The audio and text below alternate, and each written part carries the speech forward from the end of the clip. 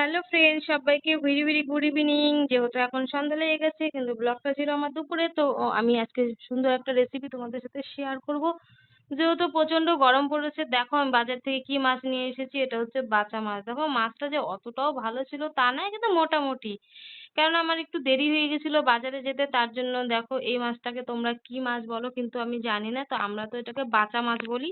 তো চলো এই মাছটার রেসিপি করে তোমাদের সাথে আজকে শেয়ার করব। তো মাছটা কি দিয়ে বানাবো বলো তো? ওই যে ওইদিকে দেখতে পাচ্ছ ডাঁটা আছে, আর ঝিঙে আর আলু দিয়ে বানাবো। এত এত গরম পড়েছে, তো নর্মাল খাওয়াটাই ঠিক আছে, তাই না? বেশি মশলা দিব না। তো মাছটাকে আমি পরিষ্কার করে বেছে নিয়েছি, তারপরে নুন হলুদ দিয়ে মাখিয়ে নিচ্ছি। তো মাছটা বানাবো, এই দেখো ডাঁটা, ঝিঙে আর আছে তোমার আলু। তো চলো নুন হলুদ দিয়ে মাছটা ভালো করে মাখিয়ে নিচ্ছি, আর ওইদিকে আমি বসিয়ে দিয়েছি কড়াইতে তেল। তো তেলটা তো একটু গরম হতে টাইম লাগবে। দেখো কড়াইতে তেল গরম হয়ে গেছে, ধোঁয়া উঠছে। তো কেউ ভিডিওটা স্কিপ করো না, তাহলে এই রেসিপিটা তোমরা মিস করে যাবে। দেখো আমি বাড়িতে যেটা মানে যেটা জিনিসই বানাই সেটাই তোমাদের সাথে শেয়ার করি। তো তোমাদের যদি ভিডিওটা ভালো লাগে অবশ্যই তোমরা কমেন্ট করো, ঠিক আছে? আর যারা ইউটিউব থেকে দেখবে প্লিজ একটু চ্যানেলটাকে সাবস্ক্রাইব করে নিও। তো দেখো মাছগুলো আমি পুরো ভেজে নিয়েছি, তারপরে এখানে জিরা ফোড়ন দিয়ে দিলাম। জিরা ফোড়ন দেওয়ার পরে আমি এখানে দিয়ে দেবো আলু। তো আলুগুলোকে একটু লাল লাল করে ভেজে নেব। তো দেখো এক হাতে ক্যামেরা ধরছি আর ধোঁয়া উঠছে। আলুটাকে আগে ভেজে নিলে কি হয়, তাহলে মানে ভালো লাগে খেতে। আমি ভেজে নিব, ভেজে উঠাবো না, মানে হালকা যখন আলুটা লাল লাল করে ভাজা হয়ে যাবে তখন আমি এখানে দিয়ে দিব হচ্ছে ডাঁটা।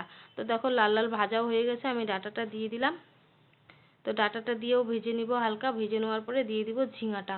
অ্যাকচুয়ালি গায়ে ঝিঙাটা এনেছিলাম গোটা, কিন্তু ঝিঙাটা গোটাটাই পোকা ছিল। একটা ঝিঙাই এনেছি, একটা ঝিঙার দাম হচ্ছে, থাক দামটা আর বললাম না।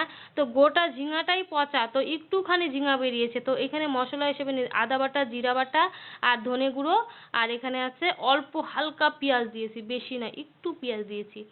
তো যেহেতু ওটা ইসে মাছ, আঁশ ছাড়া মাছ, তো একটু পেঁয়াজ না দিলে ভালো লাগবে না। তো তারপরে মশলাটা দেখো আমি দিয়ে দিয়েছি। এখন মশলাটা আস্তে আস্তে নাড়িয়ে নাড়িয়ে ভেজে নেব। তার মধ্যে দিয়ে দিলাম হলুদ, নুন পরিমাণ মতো, তোমরা যেমন নুন হলুদ খাও। তো তোমরা যদি মনে করো যে দিদিভাই যেভাবে বানিয়েছে গরমের মধ্যে এইভাবে রেসিপিটা যদি তোমরা বানিয়ে খাও, আমি ঘরোয়া পদ্ধতিতে মাছটা বানাচ্ছি, তোমরা বানিয়ে খেতেই পারো। আর না খেতে চাইলে পুরো সে ব্লগটা তোমরা দেখতে থাকো। কিন্তু গাইস খেতে দারুণ হয়েছিল না? দারুণ হয়েছে খেতে। তো যাই হোক দেখো এরকম করে আমি ভালো করে কষিয়ে নিয়েছি, বেশি কিন্তু আমি তেল দেইনি। বললাম না যে রিচ বেশি করব না।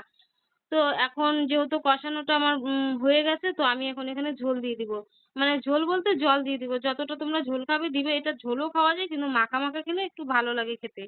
তো যাই হোক আমি পরিমাণ বেশি ঝোল দিব না, অল্পই দিয়েছি। তো দেখো জল দেওয়া হয়ে গেছে, তারপরে আমি 5 মিনিটের মতো আমি এটা ঢেকে রাখবো থালা দিয়ে।